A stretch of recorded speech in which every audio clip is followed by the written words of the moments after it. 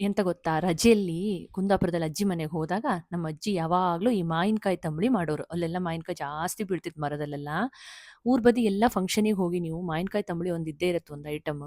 ನಾನಿವತ್ತು ತೋತಾಪುರಿ ತಗೊಂಡಿದ್ದೆ ಕಾಯಿ. ಅದ್ರದ್ದು ಅರ್ಧದ ಅರ್ಧ ಮಾಡ್ಕೊಂಡ್ಬಿಟ್ಟು ಅದ್ರ ಸಿಪ್ಪೆ ಎಲ್ಲ ತೆಗೆದು ಸಣ್ಣ ಮಾಡಿ ಹಚ್ಕೊಂಡೆ.